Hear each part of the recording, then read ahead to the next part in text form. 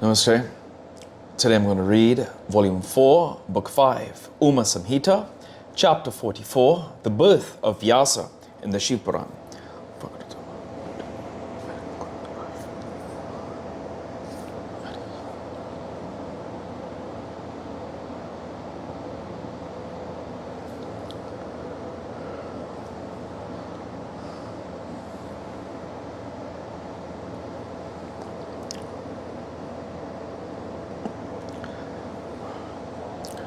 Hariom Tatsat. The sages said, O Sutta of great intellect, O storehouse of mercy, please narrate the birth of Vyasa, O Holy Lord. Please satisfy our curiosity. Vyasa's mother is known as Satyavati. She was married to King Santanu. How was Vyasa the great yogin born of her from Parasara? There is a great doubt in regard to that. It behoves you to remove that doubt. Sutta said, once while he was making his pilgrimage, Parasara, the yogin, casually came to the auspicious and beautiful banks of the Yamuna. The righteous soul spoke to the ferryman who was taking his meals. Take me across the Yamuna quickly in your boat. When the ferryman was thus urged by the sage, he spoke to his daughter, Matsya Ganda. Girl, quickly take the sage to the other bank in the boat. The sage, or fortunate girl, is born of the womb of Drisyanti. He is the ocean of sacred rites. He has mastered the 4 Vedas. Now he desires to cross this river. Thus, directed by her father, Matsya Ganda began to take the great sage of solar splendor, seated in the boat across the river. That great yogin, who had never been fascinated even on seeing the beauty of the celestial damsels, became overwhelmed by lust towards her in the circumstances. Desirous of clasping the beautiful daughter of the fisherman, the sage touched her in the right hand with his right hand. The wide-eyed lass spoke to him smilingly, O sage of controlled speech, why do you intend to perpetrate this despicable deed? O most intelligent one, you are born of the beautiful family of Vashishta. O Brahmin, I am the daughter of Nisada. How can our union be proper? O excellent sage, birth as a man is very difficult to obtain, especially that as a Brahmin. Even there, the state of an ascetic is very rarely achieved. It is extremely surprising that you, endowed with learning, good physique, speech, noble birth, and good conduct, have become subservient to the arrows of Kama. Then she thought within, if this yogin engages himself in the vicious act, there is none in the world to prevent him due to his power of inflicting curse. After thinking it, the mind thus, she said to the great sage, O holy Lord, please forbear till I take you to the other bank. On hearing her words, the king of yogins, Parasara, left off her hand. He reached the other shore. Afflicted with lust, the sage caught hold of the lass. Trembling, the lass spoke to the merciful sage, O great sage, I have a foul smell and black complexion. I am the daughter of a Nisada. You are the most excellent of yogins of extremely liberal thoughts. The union between us is not proper as of a piece of worthless glass with gold. The sexual union of 2 persons of the same class and features may be conducive to bliss. As the girl addressed the sage thus, the damsel was instantly converted into Yoga Naganda, one whose fragrant odors spread to a yojana. One of fine features and beauty, afflicted by lust, the sage caught hold of her again. On seeing him bent upon seizing her, she said again, it is mentioned in the Vedas that sexual intercourse shall be indulged in at night, not during the day. There is great harm in having sexual intercourse during the day time. It is censured. Hence, please wait till the night falls. Now all the men will see us, and so shall my father who stands at the other bank." On hearing the words uttered by her, the leading sage immediately created a screen of snow, thanks to the strength of his merit. When the sheet of mist spread, and it looked just as night, the girl, afraid of submitting herself to sexual intercourse, spoke to the sage again. "O Yogin, your semen never fails. You may enjoy me and go away. O holy Lord, I shall become pregnant. What will be my fate then? O intelligent sage, my virginity will be ruined. People would laugh at me. What will I tell my father?" Parasara said, "O maiden, O beloved girl, sport with me freely, with loving emotion. You tell me what you desire. I shall fulfill it. By making my advances fruitful, you will be known as Satyavati. You will deserve the respect of all yogins and even the gods." Satyavati said, "If neither my father nor mother nor any other person on the earth comes to know of this, if my virginity is not affected, O Lord, if the son born of me attains wonderful power like you, if there be sweet odor in my body forever, and if there be fresh youth in me, accept me then." Parasara said, "Listen to me, O beloved girl. All your desires will be fulfilled. A son of great fame, of Vishnu's part, will be born to you. Know that there is a reason that I have become lustful, even on seeing the beauty of celestial damsels. My mind was never deluded anywhere before. On seeing you of flesh odor, I was enamored. O lass, lines drawn by Brahma on the forehead cannot prove untrue. O comely lady, your son will be the author of the Puranas, the classifier of the Vedas, and renowned in the three worlds." O great sage, after saying this and enjoying the beautiful lass, the sage, an expert in yoga, took his bath in the Yamuna and went away quickly. She conceived and immediately gave birth in an island on the Yamuna to a son with the lustre of the sun and resembling Kamadeva. In his left hand he was holding the water pot, and in his right he had an excellent staff.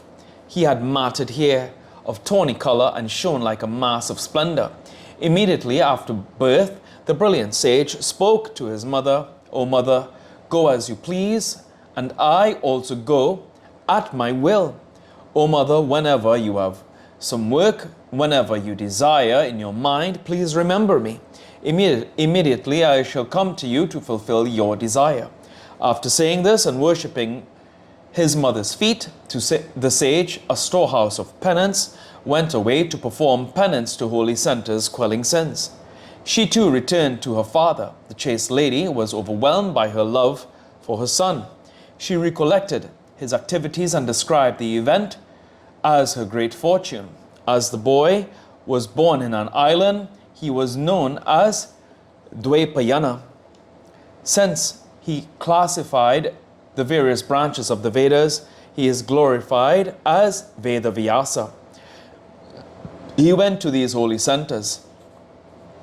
Tirtha Raja, at the outset, which bestows virtue, love, wealth, and salvation.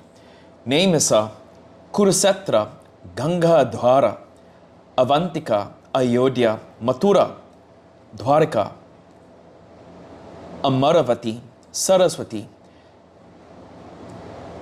Sindhu Sangha,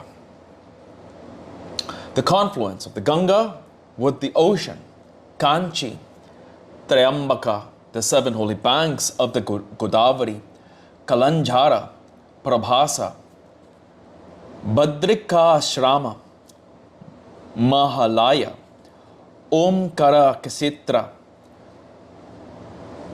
Paurusotama, Gokarna, Brigukarcha, Brigutunga, Puskara, Sri Parvata, and Dhara Tirtha. He took ablutions duly at these places and performed penance. Wandering thus over the various holy centers situated In different countries, the son of Kalika reached the city of Varanasi, where Visveshvara himself and Annapurna, the great goddess, the storehouses of mercy, shine in order to give salvation to the devotee. After reaching the holy center of Varanasi and visiting Manikarnika, the great sage, discarded the sin accumulated in crores of births. After seeing Visvesa and other lingas taking bath in puddles, tanks, wells, and lakes, after bowing to all the Vinayakas, after kneeling before all Gauris, after worshipping Kalaraja and Bhairava, the devourer of all sins, after strenuously eulogizing Dandanayaka and other important ghanas, after appropriating Adikesava and other important Kesavas, after repeatedly bowing to Lolarka and other important sons, and after offering bowls of rice and all the holy sports, alertly the meritorious soul installed the linga Vyasesvara, on seeing whom the Brahmins, man becomes a master of all laws like Brahaspati. After worshipping devotedly Visvesa and other lingas, he began to think frequently, what is that linga that bestows siddhi instantaneously, and worshipping whom, the great God, we shall be able to attain all laws, and by whose blessings I may have the power to compose the Puranas. There are crores of lingas. From the midst of these, what shall I install? What shall I resort to? Can it be Om Karanatha or Kriti Vasesvara or Kidaresa or Kamesa or Chandresa or Trilochana or Kalesa or Vrida Kalisa or Kalasesvara or Jestesa or Jambukesa or Jhegisav Yesvara or Dasasva Midhesana or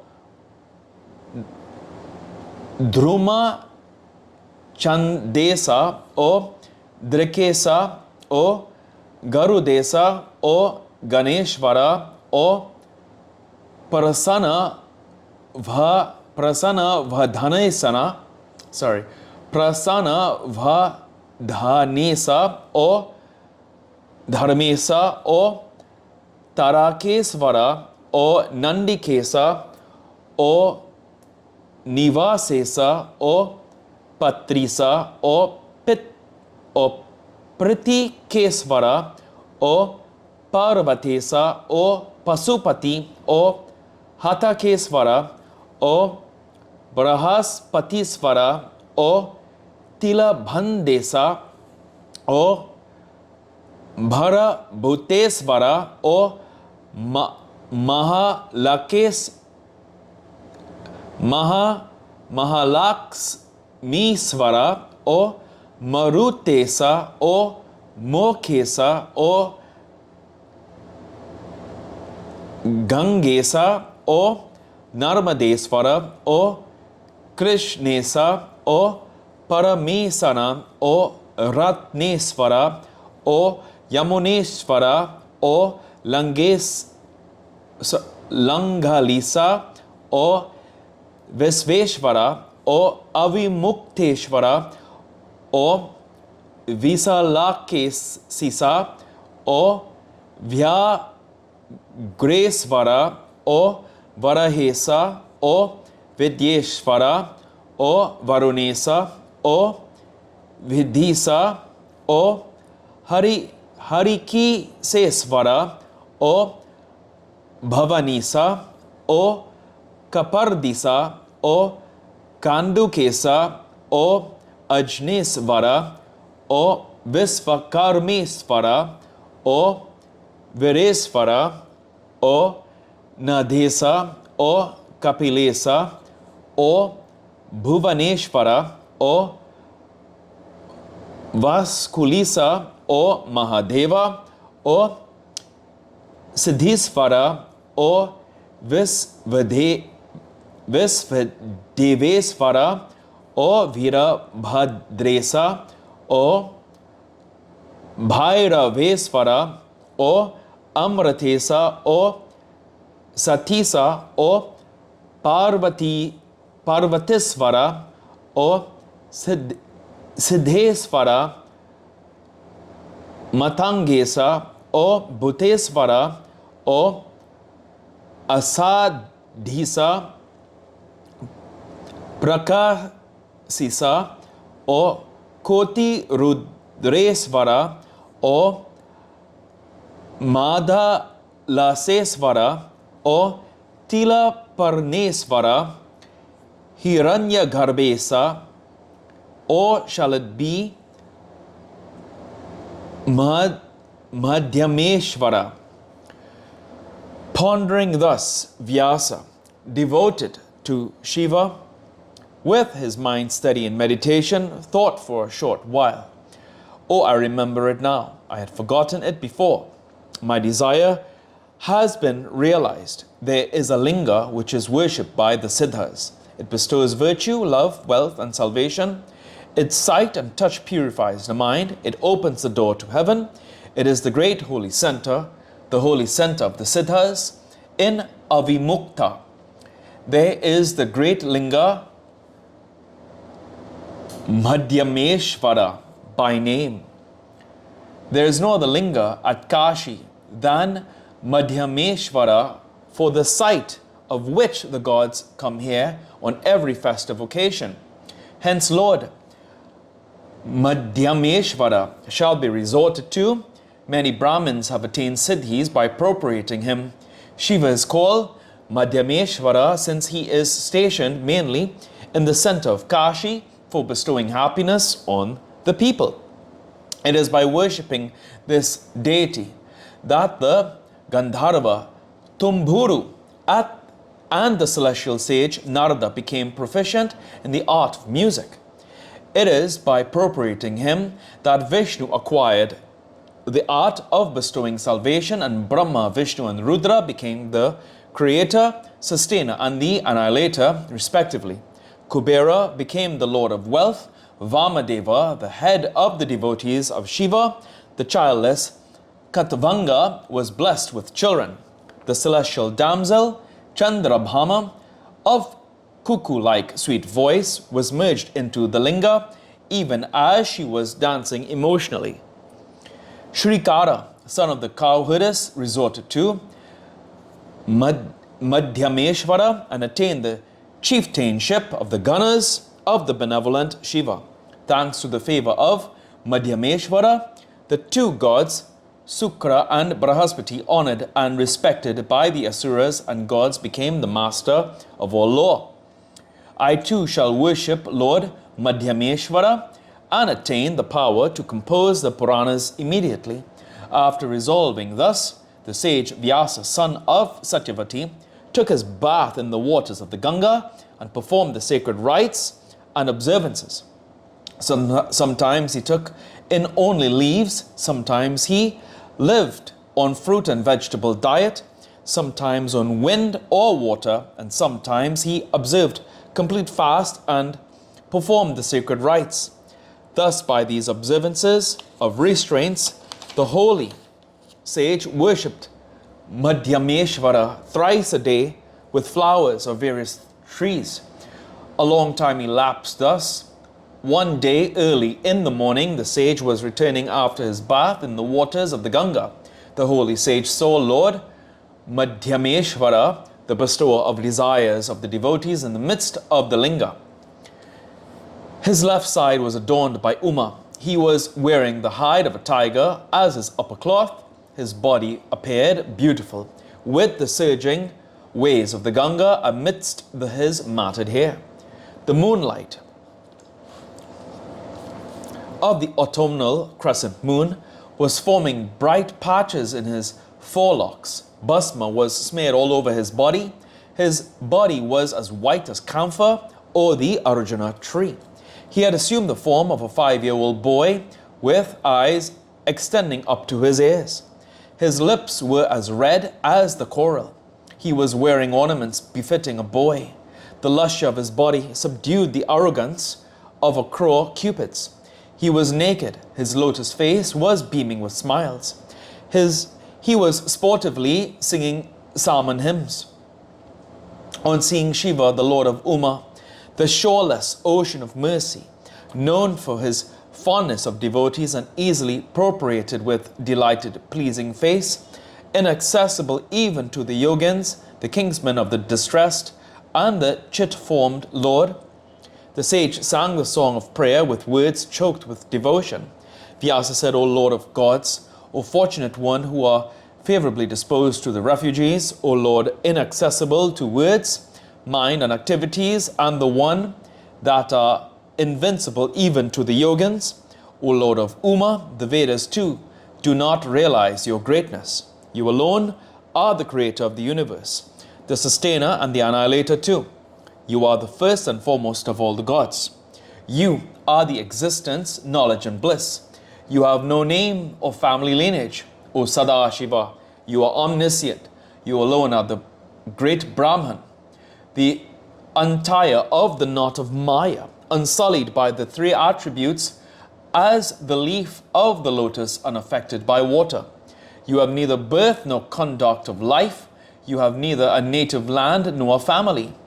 Even so, you are the Lord of the 3 worlds. You fulfill the desires of the 3 worlds. Neither Brahma, nor Vishnu, nor the gods, including Indra, nor the leading yogins know your reality. We worship you of such features. Everything originates from you. You are all the Lord of Gauri, the slayer of the Tripuras, a boy, a youth, an aged man. I unite you with my heart. Obeisance to Lord Shiva, who deserves the worship of devotees. Obeisance to the ancient being, to Shiva, the great Atman. After eulogizing thus, when the sage Vyasa prostrated on the ground, the delighted boy spoke to him, O Yogin, choose your boon, whatever be in your mind. There is nothing which cannot be granted to you, since I am subservient to my devotees. Then the delighted sage Vyasa of great penance stood up and replied, O Lord, what is hidden from you, the omniscient? You are the eminent soul and bestower of everything. Why does the Lord force me for begging, which is the cause of misery? On hearing these words of Vyasa of pious mind, Lord Shiva, who had assumed the form of boy, smiled and said, the boy said, O most excellent of those who know Brahman, the desire you have cherished in your heart will undoubtedly be realized ere long. I am the eminent Lord, shall station myself in your throat, O Brahmin, and shall make you compose the Itihasa and the Puranas efficiently. The holy hymn, Abhila Sastaka, 8 verses of desire that you uttered, now shall fulfill the desires of men who read or recite it in the Shiva's temple thrice a day for a year. The recital of this hymn is conducive to the increase of learning and intellect. It is the cause of all riches and the bestower of virtue and salvation to men. Even a fool getting up early in the morning, taking his bath, worshipping the linga of Shiva and reciting this hymn for a year shall attain the status of Brahaspati, preceptor of the gods. This hymn, repeatedly recited for a year in the presence of the linga, whether by a woman or a man duly observing restraints, shall increase the intellect and learning. After saying this, the boy Shiva merged himself into the linga. Shedding tears of love, Vyasa was overcome with emotion. Vyasa, who thus secured the boon from the great Lord, Madhyameshvara, composed the 18 Puranas sportively. The 18 Puranas, Brahma, Padma, Vaishnava, Shiva, Bhagavata, Bhavesya, Naradiya, Markandeya, Agniya, Brahma Vaivarta, Linga, Varaha, Vamana, Kaurma, Matsya, Garuda, Skanda, and Brahmananda are conducive to fame and merit to those who listen to the glory of Shiva. Suta said, you have enumerated the 18 Puranas, or foremost among the knowers of the Vedas. Please define them now. Vyasa said, the self-same question was put to Nandikeshvara by Tandi, the Brahmanical yogin. I shall tell you what he had said. Nandikeshvara said, O Tandi, Brahma, the four-faced deity, is the main speaker. Hence, O sage, the first Purana is called Brahma. The second Purana is called Padma. It is so called because it mentions the greatness of the Padmakalpa. Another Purana composed by Parasara and enlightening the details of Vishnu is called Vaisnava Purana. It is said to be composed by Vyasa, since there is no difference between father and son.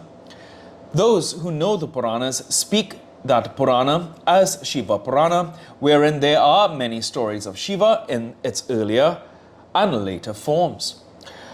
Where the stories of the goddess Durga are mentioned, it is said to be Bhagavata Purana as well as Devi Purana. The Purana narrated by Narada is called Naradiya. The seventh Purana is called O Tandi Markandeya, because the great sage Markandeya is the speaker therein. Since it is related to the fire god, the Purana is called Agniya. Since it recounts future events, the Purana is called the Bhavisya Purana. Since the transformation of Brahma is narrated, the Purana is called Brahmavevarta. Since the story of Linga is mentioned, it is called Linga Purana. O sage, the 12th Purana, Varaha, is so called because it contains the story of Varaha, the great boar. In the Skanda Purana, the speaker is Lord Shiva himself, and the listener is Skanda. In the Vamana Purana, the story of Vamana, the dwarf god, is mentioned. The Kurma Purana contains the story of Kurma, the tortoise god. The Matsya Purana is so called because it is expounded by Matsya. The Garuda Purana is so called because the speaker is Garuda himself. Since the story of the entire cosmic egg is mentioned, the last Purana is called Brahmanda Purana. Suta said, this question was put by me to the intelligent Vyasa. From him, the definitions of the Puranas were heard by me. Thus was Vyasa born of Satyavati and Parasara. He composed the excellent Mahabharata and the Purana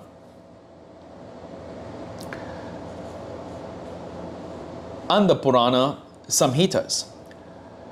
O Brahmin, you shall not entertain a doubt as to why Satyavati had sexual intercourse with Parasara and Shantanu. This wondrous birth has been sufficient reasons behind it. In the story of great men, the good qualities shall be grasped by the intelligent people. He who reads or listens to this great secret is rid of all sins and is honored in the world of sages. Footnotes.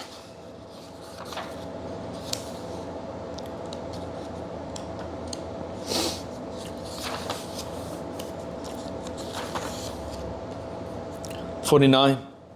The river Yamuna is personified as the daughter of the sun by his wife Samjana. 50. It is a famous place of pilgrimage on the north bank of the Ganga in Uttar Pradesh. 52. It lies south of Tanesar, not far from Panipat in Haryana province. 55. It is situated on the Sarayu river in Oud near Faizabad. 56. It is situated on the right bank of the Yamuna river. Originally, it was called Madhuvana from the demon Madhu who ruled there. 58. It is situated on the bank of the Krishna river in the Madras state. 59. It may also refer to Malika Saraswati. 60. It is the place where the Indus joins the Western Sea. 61. The upper part of the Bay of Bengal is known as Ganga Sagara, for here the Ganga joins the sea. 62. Identical with the modern Kanjivaram. 63. It is a sacred mount, source of the Goda River.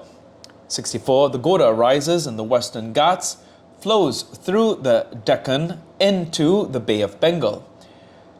Shiva Puran omits to mention the 7 sacred places on its bank. 67. This peak of the Himalayas has not been identified so far. 73. A sacred place near Ajmer, famous for the lake Puskara.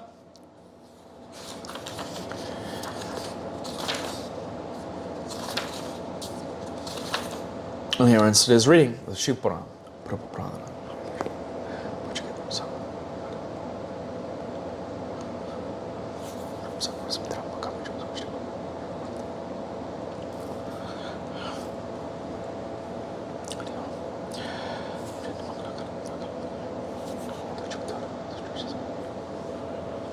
Hari Om Tat Sat.